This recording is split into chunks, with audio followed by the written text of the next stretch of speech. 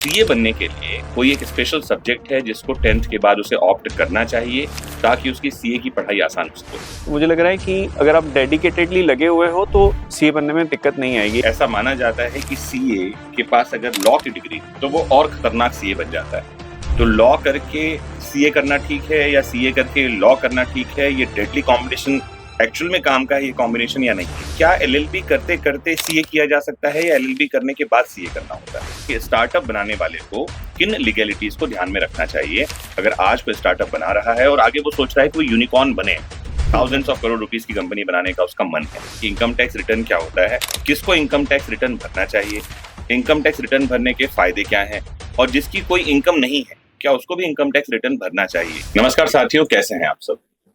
10th के बाद कौन सा विषय लिया जाए कि आप सीए या सीएस की दुनिया में कदम रख सके?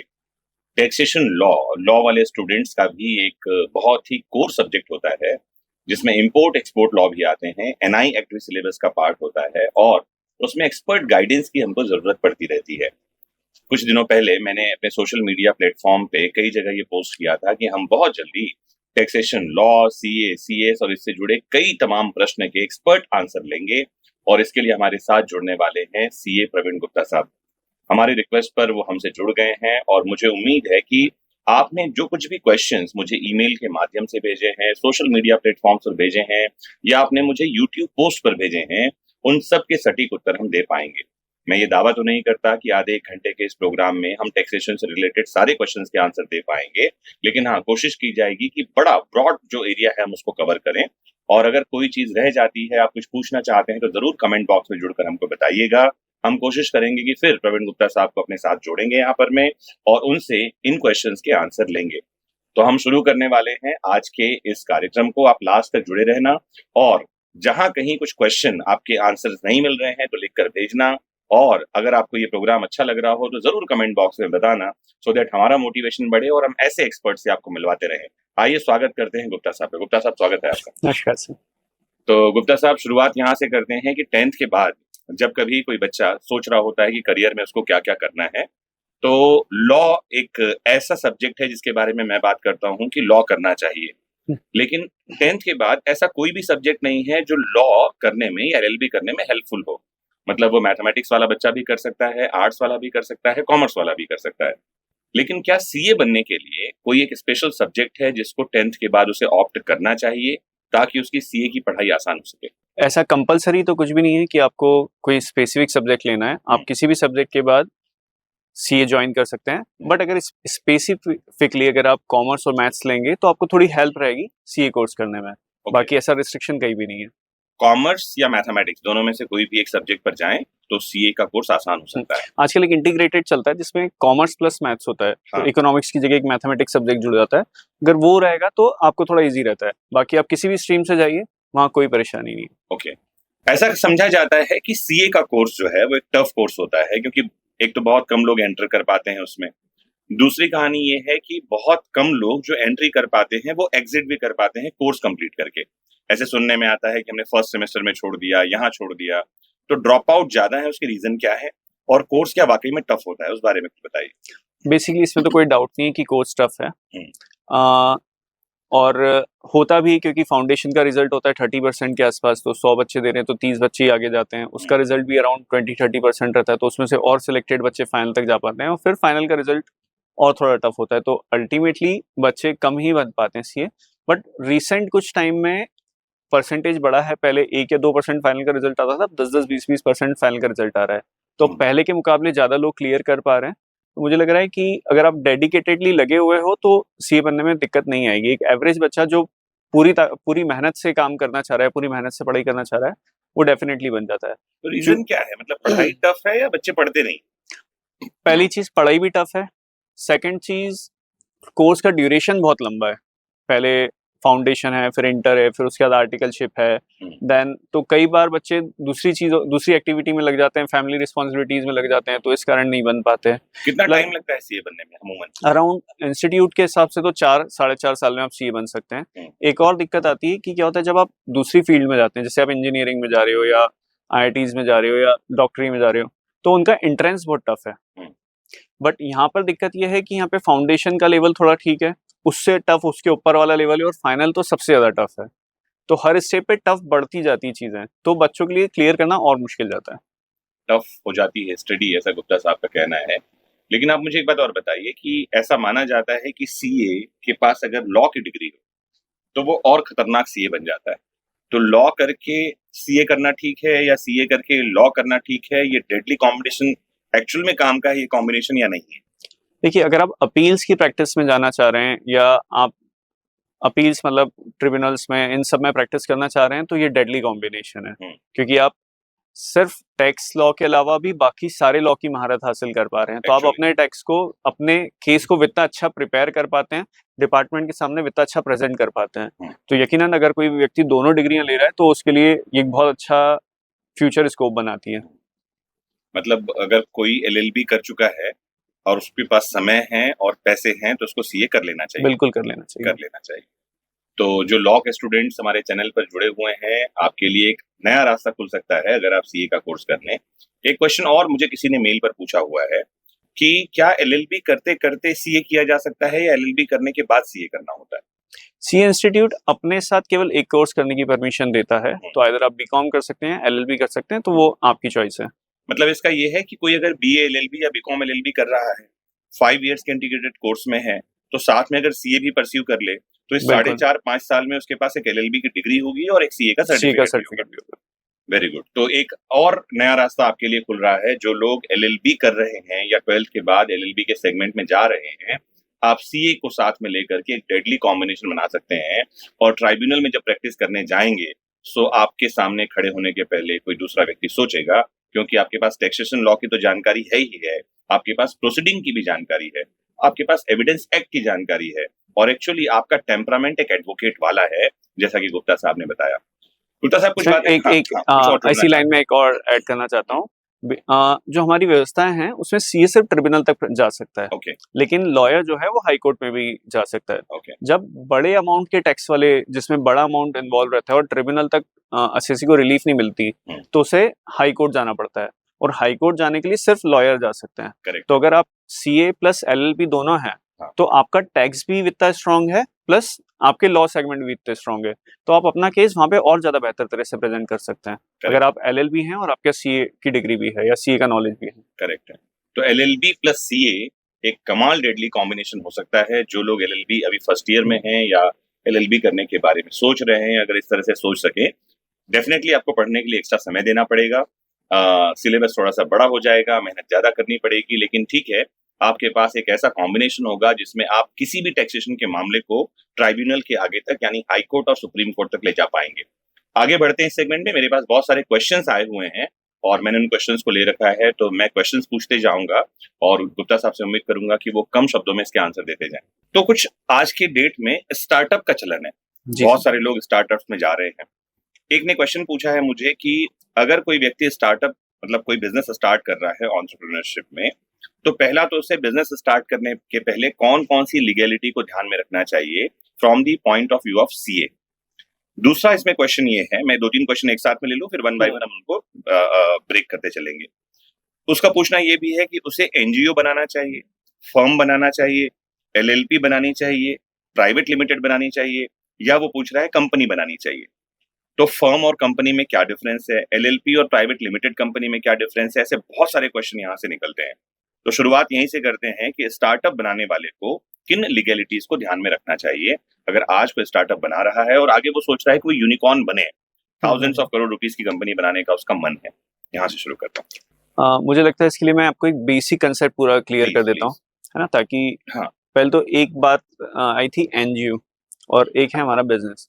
तो एनजीओ का मोटिव होता है नॉन प्रॉफिट, तो एक सेगमेंट एनजीओ टोटल डिफरेंट हो गया, इसको हम अलग से डील करते हैं। एक हो गया अभी स्टार्टअप बिजनेस की बात करें जो यूनिकॉर्न बनना चाह रहा है, ठीक है। तो उसके लिए आपके बिजनेस का मॉड्यूल क्या है, बिजनेस का साइज क्या है, आपका इनिशियल इन्वेस्टमेंट कैसा है, उस पर डिपेंड करता है। अगर आप बहुत छोटे स्तर पे बिजनेस शुरू करना चाहते हैं तो आप एक बेसिक प्रोप्राइटरशिप फर्म बनाइए जिसमें एक सिंगल इंडिविजुअल होगा, सिंगल पर्सन होगा, वो बेसिक लाइसेंस लगेंगे उसको कुछ 4-5। क्या है वो बता दीजिए, थोड़ा सा तो आसान हो जाएगा। एक प्रोप्राइटरशिप फर्म बनाने के लिए, प्रोप्राइटरशिप फर्म का मतलब है कि इसमें सोल एक इंडिविजुअल मालिक है, और पार्टनरशिप फर्म जो है उसमें दो मालिक दो होंगे, मालिक दो से होंगे। ज्यादा मालिक होंगे, बिल्कुल, उनके बीच में पार्टनरशिप होगा और यहाँ पार्टनरशिप एक्ट जो है, इंडियन पार्टनरशिप एक्ट, वो लागू वो होता है। लागू होगा।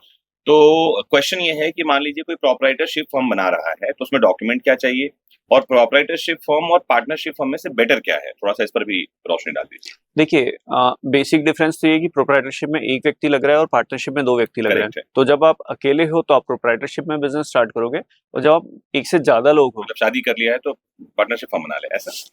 शादी कर लिया या आपके बिजनेस में ऑनर दो से You एक से have- ज्यादा you है, have अगर your आप partner. You are having a partner, आपके Correct. बिजनेस में 2-3 लोग शामिल हैं जी, और आप सबको लीगल ऑनरशिप देना चाह रहे हो, तो फिर आपके पास पार्टनरशिप और इस तरह के मॉड्यूल स्टार्ट होंगे। अगर आप इंडिविजुअल हो तो आप प्रोप्राइटरशिप में काम करोगे, इंडिविजुअल से ज्यादा हो तो फिर आपके पास वेरियस ऑप्शन है, करेक्ट। लाइक पार्टनरशिप फर्म हुई, एलएलपी हुई, हम्म, पब्लिक लिमिटेड हुई, प्राइवेट लिमिटेड हुई। हम्म, अब हम बेसिक स्टार्ट करते हैं, सबसे सिंपल पार्टनरशिप। अगर आप ठीक है।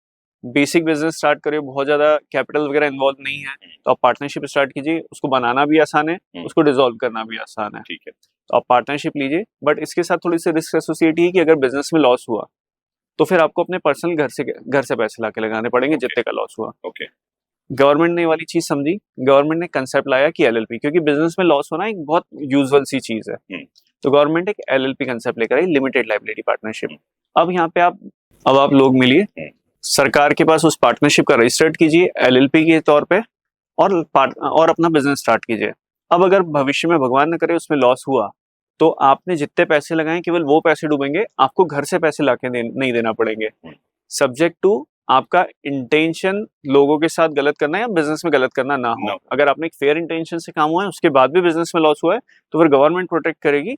एलएलपी के लिए पार्टनर्स को घर से पैसे लाके देने की जरूरत नहीं है। करेक्ट। इसके ऊपर हम जाते हैं तो आता है प्राइवेट लिमिटेड और पब्लिक लिमिटेड। तो पब्लिक लिमिटेड तो एक बड़ा फेस हो गया। हम प्राइवेट लिमिटेड समझते हैं तो जिनको लगता है कि कंपनी ब्रांडिंग के साथ काम किया जाए थोड़ा सा, तो वो लोग प्राइवेट लिमिटेड में जा सकते हैं। लेकिन प्राइवेट लिमिटेड एक इंडिविजुअल की तरह होता है। इंडिविजुअल उसका एक जुरिस्डिक्शन पर्सन, वो एक सेपरेट लीगल एंटिटी है, तो उसका पैन नंबर सेपरेट है, उसका सब कुछ सेपरेट है, और उसमें काम करने वाले लोग डिफरेंट है। मतलब उसका मॉड्यूल इस तरह से है कि उसमें दो तरह के लोग होते हैं, एक होता है शेयर होल्डर्स, एक होता है डायरेक्टर्स। जो शेयर होल्डर्स होते हैं वो कंपनी के मालिक कहलाते हैं, करेक्ट। और जो डायरेक्टर्स होते हैं वो कंपनी को रन करने के लिए रिस्पॉन्सिबल पर्सन होते हैं। ओके। तो अब आपका बिजनेस मॉड्यूल कैसा है, उस तरह से आप इसको चूज कर सकते हैं। एक और बात आपने पूछी थी स्टार्टअप वाली, तो स्टार्टअप के लिए एलएलपी या प्राइवेट लिमिटेड या पब्लिक लिमिटेड, यही लोग एलिजिबल है। प्रोप्राइटरशिप और सिंपल पार्टनरशिप उसके लिए एलिजिबल नहीं है। स्टार्टअप बेनिफिट जिनको मिलेगा वो वही लोग हैं जिनके पास या तो एलएलपी बनाया है जिन्होंने, या जिन्होंने प्राइवेट लिमिटेड कंपनी बनाई है। प्रोप्राइटरशिप, पार्टनरशिप दोनों ही एलिजिबल नहीं है। इस बात मैं स्टार्टअप इंडिया का जो सरकार का फोरम है उस रिस्पेक्ट में बात कर रहा हूँ। उस रिस्पेक्ट में हम बात कर रहे हैं। मतलब आपको स्टार्टअप इंडिया जो सरकार का इनिशिएटिव है उसके बेनिफिट्स नहीं मिलेंगे, सीधा सा मतलब ये है। अब एक क्वेश्चन किसी ने मुझे पूछा है कि टैक्स बेनिफिट के हिसाब से, एक तो बात थी कि हमको क्या कुछ चाहिए, टैक्स बेनिफिट के हिसाब से क्या बनाना बेहतर है, एलएलपी बेहतर है, पार्टनरशिप बेहतर है, या प्राइवेट लिमिटेड बेहतर है? टैक्स बेनिफिट किसमें ज्यादा मिलेगा, ये क्वेश्चन है। देखिए गवर्नमेंट के रेट के हिसाब से बात करें तो प्राइवेट लिमिटेड बेटर है, क्योंकि उसमें मैन्युफैक्चरिंग के लिए बहुत कम है, कुछ बची हुई के लिए 22 से 25% तक इनकम टैक्स है। मींस गवर्नमेंट क्या प्रमोट करना चाह रही है कि लोग प्राइवेट लिमिटेड कंपनी बनाएं? गवर्नमेंट प्रमोट करना चाहती है, क्योंकि प्राइवेट लिमिटेड के लिए आपके ऊपर कंप्लायंस ज्यादा रहते हैं, हर साल आपको ऑडिट करवाना पड़ता है, प्रॉपर उसके 3-4 रिटर्न आरओसी में फाइल करने पड़ते हैं, गवर्नमेंट को हर चीज की जानकारी देनी पड़ती है, प्लस जो आप रिटर्न फाइल करते हो वो कोई दूसरा व्यक्ति डाउनलोड करके भी देख सकता है, जो आपके आरओसी की रिटर्न फाइलिंग है, तो ट्रांसपेरेंट काम रहता है। तो सरकार खुद मोटिवेट करना चाहती है कि प्राइवेट लिमिटेड में काम कीजिए, इसीलिए टैक्स बेनिफिट ज्यादा प्राइवेट लिमिटेड कंपनीज को मिल रही है। That's great. तो अगर आप स्टार्टअप में काम कर रहे हैं या स्टार्टअप बनाना चाह रहे हैं, कुछ शानदार आइडिया आपके पास में है और उससे रिलेटेड कोई भी क्वेश्चन आपके माइंड में है, मतलब उसकी लीगैलिटी से रिलेटेड, टैक्सेशन से रिलेटेड, तो आप जरूर कमेंट बॉक्स में जुड़िए, क्वेश्चन पूछिए। हम कोशिश करेंगे कि कमेंट बॉक्स में उसका आंसर दें या आपके लिए अलग से इस पर एक वीडियो लेकर के आए। आगे बढ़ते हैं। इसमें एक और पॉइंट ये है, जब आप स्टार्टअप इंडिया में रजिस्ट्रेशन करते हैं और ATIC के लिए सरकार के पास अप्लाई करते हैं, तो बेसिक इनकम टैक्स के लिए 10 साल में से 3 साल इनकम टैक्स की छूट देती है सरकार। लेकिन इस चीज को हाईलाइट मैं इसलिए नहीं करना चाहूंगा क्योंकि आप इनकम टैक्स से फ्री होते हो, एक और टैक्स होता है मिनिमम अल्टरनेटिव टैक्स, मैट, वो आपको भरना ही पड़ता है। जब आप, अगर मैं किसी का बुरा ही नहीं कर रहा, लेकिन अब जब इंस्टाग्राम की ढेर सारी रील्स देखेंगे तो उसमें हर कोई बोलता है अरे आप ATIC का रजिस्ट्रेशन ले लो, 10 में से 3 साल टैक्स फ्री हो जाता है। बट हकीकत में इनकम टैक्स फ्री हो रहा है, वो मैट तो भरना ही पड़ेगा आपको। लोग गलत आधी अधूरी जानकारी देते हैं और लोगों को लगता है कि वो आधी अधूरी जानकारी सही जानकारी है। इनकम टैक्स से छूटे, मैट तो आपको भरना ही पड़ेगा। हाँ, तो ये जानकारियां नोट करते जाना है आपको। गुप्ता साहब, इनकम टैक्स रिटर्न क्या होता है? एक किसी हमारे सब्सक्राइबर ने क्वेश्चन पूछा है कि इनकम टैक्स रिटर्न क्या होता है, किसको इनकम टैक्स रिटर्न भरना चाहिए, इनकम टैक्स रिटर्न भरने के फायदे क्या हैं, और जिसकी कोई इनकम नहीं है क्या उसको भी इनकम टैक्स रिटर्न भरना चाहिए? ये 4-5 क्वेश्चन है, मैंने एक साथ ही ले लिया। अगर आप ITR के बारे में थोड़ी डिटेल में जानकारी देंगे तो मैं अगले क्वेश्चन पर और जाऊंगा। प्लीज स्टार्ट करिए। थोड़ा सा इसको इनकम टैक्स के बेसिक को समझेंगे हम। 5 तरह के हेड होते हैं: सैलरी हेड, हाउस प्रॉपर्टी का head, business head, capital gain का हेड और अदर सोर्सेज का हेड। इनकम जो भी कमाता है व्यक्ति, वो 5 हेड में सरकार ने उसको बांट रखा है। तो हम साल भर में जो भी इनकम कमाते हैं उनको इन 5 हेड में सरकार को डिक्लेयर करते हैं और उसके ऊपर हम बताते हैं कि साल भर में हमने इतना कमाया है, इसमें इतनी टैक्स की छूट मिल रही है, इतना पोर्शन बच रहा है टैक्सेबल और हम इसके ऊपर इनकम टैक्स पे कर रहे हैं। तो हमारी इनकम का डिक्लेरेशन होता है इनकम टैक्स रिटर्न में और उसके ऊपर हम टैक्स का पेमेंट सरकार को करते हैं। अगला क्वेश्चन इसमें ये था कि क्या ऐसे व्यक्ति को भी ITR भरना चाहिए जिसकी कमाई नहीं? बेसिकली अगर आपकी कमाई नहीं है तो टैक्स भरने की जरूरत ही नहीं है उस पर, क्योंकि इनकम के ऊपर टैक्स लगता है। एग्जैक्टली, हमारी इनकम की जानकारी हम सरकार को देते हैं और मान लीजिए हम टैक्स के दायरे में नहीं आए हैं और हमारा TDS कट गया है या किसी तरह का टैक्स हमने भर दिया है तो उसकी वापसी की हम मांग करते हैं। तो बेसिकली इसको थोड़ा इस तरह से समझाया जा सकता है कि अगर आपका TDS कटा है तो वो कहीं ना कहीं इनकम पे ही कटा होगा। एग्जैक्टली, तो आपको ITR भरना चाहिए। तो आपको ITR भरना चाहिए। अब सरकार ने बोल रखा है कि जिसकी थ्रेशोल्ड लिमिट से कम इनकम है, हाँ। अराउंड अगर हम बात करें जो भी असेसमेंट ईयर चल रहा है 25-26 इसकी बात करें तो ओल्ड स्लैब में ये 2.5 लाख रुपए है और न्यू स्लैब में 3 लाख रुपए है। अगर आपकी इनकम इससे ज्यादा है तो आपको ITR फाइल करना कंपलसरी है। अगर इससे कम है तो आपके लिए ऑप्शनल है। तो अगर इससे कम इनकम है और कहीं आपका इंटरेस्ट के ऊपर TDS कट गया है या कहीं कुछ आपने कॉन्ट्रैक्ट लिया था उसके ऊपर कट गया है तो आप रिटर्न फाइल करके वापस ले सकते हैं। लेकिन अगर इस थ्रेशोल्ड से ऊपर है तो आपको रिटर्न फाइल करना कंपलसरी है।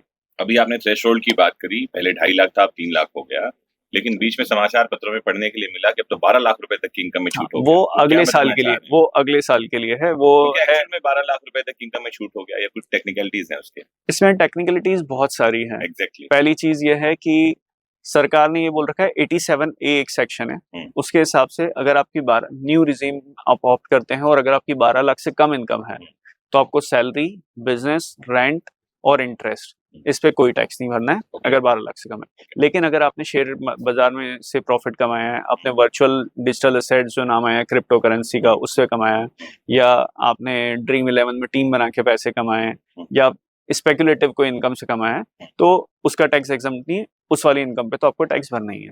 ठीक है, मतलब मान लेते हैं किसी ने सैलरी से, रेंटल इनकम से या इन तरह से 12 लाख रुपए 11 लाख रुपए कमाए हैं और 1 लाख रुपए शेयर मार्केट से कमाया है, तो टोटल 12 लाख रुपए हो गए। अब क्या उसको सिर्फ उस 1 लाख रुपए पर टैक्स? उसको सिर्फ 1 लाख रुपए पर टैक्स, 11 लाख रुपए छूट मिल जाएगी। तो उसका एक्चुअली उसका कैलकुलेशन के तरीका अलग है। वहाँ पे स्लैब चलता है और शेयर मार्केट में जैसे शॉर्ट टर्म कैपिटल गेन है तो वहाँ रेट अलग है, लॉन्ग टर्म कैपिटल गेन है तो 1.25 लाख तक फ्री है, उसके ऊपर 10% टैक्स भरना पड़ता है।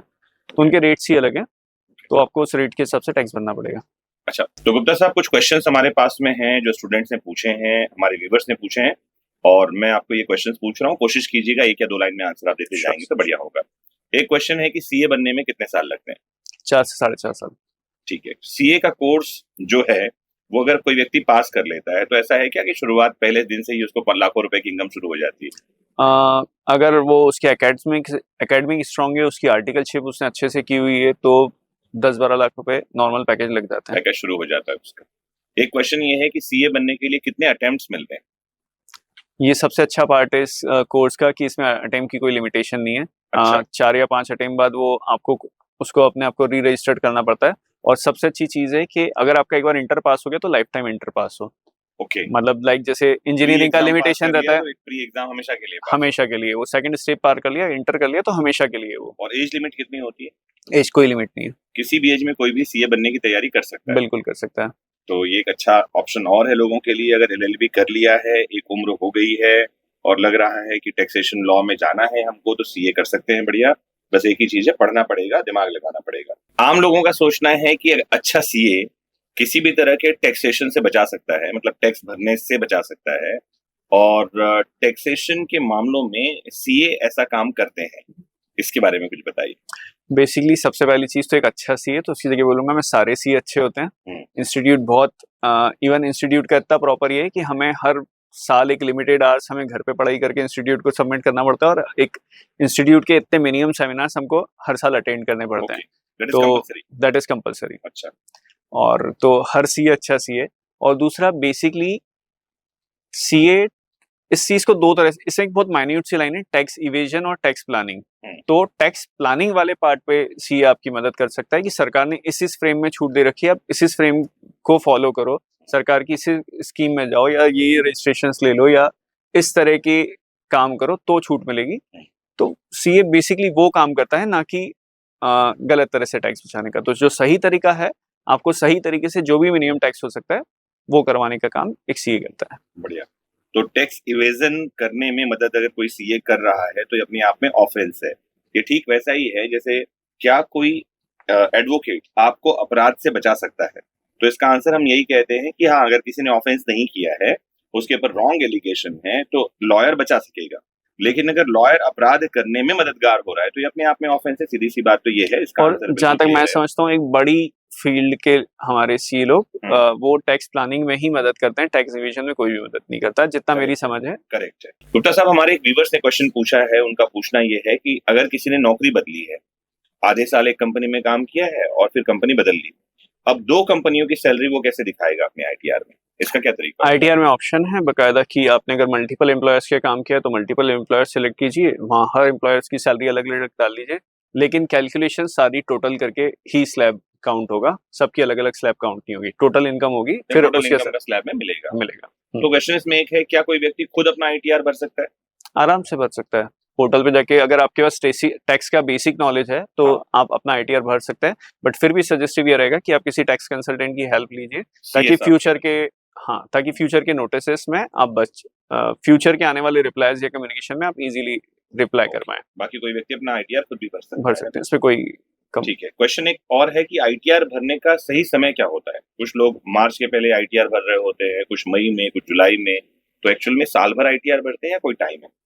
इसका बेसिक ये है कि जब भी साल खत्म होता है उसके बाद जो जुलाई रहती है, जैसे अभी साल मतलब फाइनेंशियल ईयर, साल मतलब फाइनेंशियल ईयर होता है, 1 अप्रैल से शुरू होता है और 31 मार्च को खत्म होता है। तो जैसे अभी 31 मार्च 2025 खत्म हुआ है, तो इसका ऐसे सारे एसएसी जिनका टैक्स ऑडिट नहीं होता है वो अपना रिटर्न फाइल कर पाएंगे 31 जुलाई 2025 तक विदाउट पेनल्टी।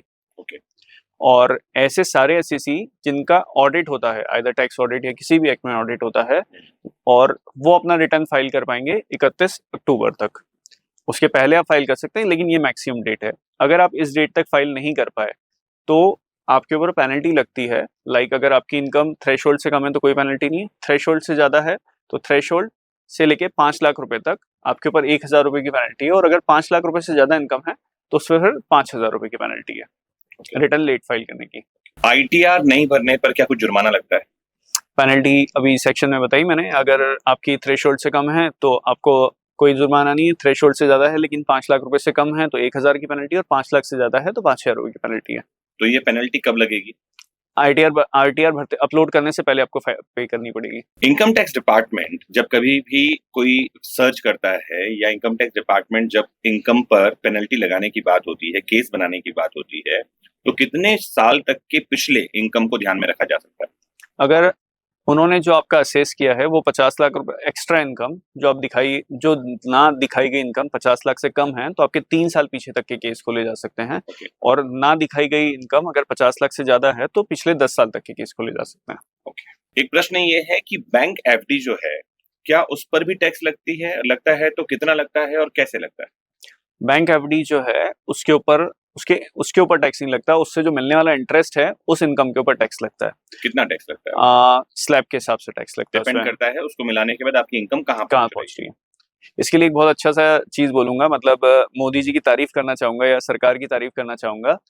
बेसिकली अगर कोई रिटायर्ड पर्सन है ना, देश में 7% 8% मैक्सिमम हो गया इंटरेस्ट मिलता है ना, तो इस तरह से गिना जाए तो अगर देश में कोई रिटायर्ड व्यक्ति है जिसके पास सिर्फ एफडी और कोई इनकम नहीं है, उसके पास 1.5 करोड़ रुपए तक की एफडी है, तो जिसका 8% के हिसाब से ब्याज लगभग 12 लाख रुपए के हिसाब से होगा, तो ऐसा व्यक्ति जिसके पास 1.5 करोड़ की एफडी वो देश में बिना टैक्स भरे रह सकता है। शेयर खरीदने और बेचने पर टैक्स कैसे लगता है? क्या हर ट्रांजैक्शन पर लगता है या ये भी इनकम पर डिपेंड करता है? किसी एक पक्का स्टॉक मार्केट में बिजनेस करने वाले का ये क्वेश्चन है। टोटल 4 तरह के सेगमेंट होते हैं। एक होता है शॉर्ट टर्म, एक होता है लॉन्ग टर्म, एक होता है इंट्राडे और एक होता है एफ&ओ। जब आप एफ&ओ में काम करते हैं फ्यूचर एंड ऑप्शंस में, तो उसकी इनकम को रेगुलर इनकम मानते हैं और उस पर रेगुलर इनकम की तरह टैक्स लगता है। जब आप इंट्राडे करते हैं तो उसकी इनकम मानी जाती है स्पेकुलेटिव इनकम और उस पे टैक्स स्पेकुलेटिव की तरह लगता है। जब आप शॉर्ट टर्म मतलब आज खरीदा और विद इन अ 1 ईयर बेच दिया तो कहलाता है शॉर्ट टर्म। तो इस शॉर्ट टर्म में पहले 15% था, अब 20% के रेट से टैक्स लगेगा 1 अप्रैल के बाद से। इसके बाद आता है एक लॉन्ग टर्म। लॉन्ग टर्म जब आपने कोई शेयर खरीदा जिस पे एसटीटी पेड है, उसे 1 साल तक अपने पास होल्ड किया और 1 साल होल्ड करने के बाद बेचा, तो इस पे लगेगा लॉन्ग टर्म कैपिटल गेन, इस पे होगा लॉन्ग टर्म कैपिटल गेन और एलटीसीजी टैक्स लगेगा इसके ऊपर, जिस पे पहले 1.25 लाख रुपए एग्जम्प्टेड है और उसके ऊपर 10% रेट था पहले, अब 12.5% हो गया 1 अप्रैल के बाद से। एक क्वेश्चन ये आया है कि अगर किसी के पास इनकम टैक्स डिपार्टमेंट से कोई नोटिस आ जाए तो उसे क्या करना चाहिए?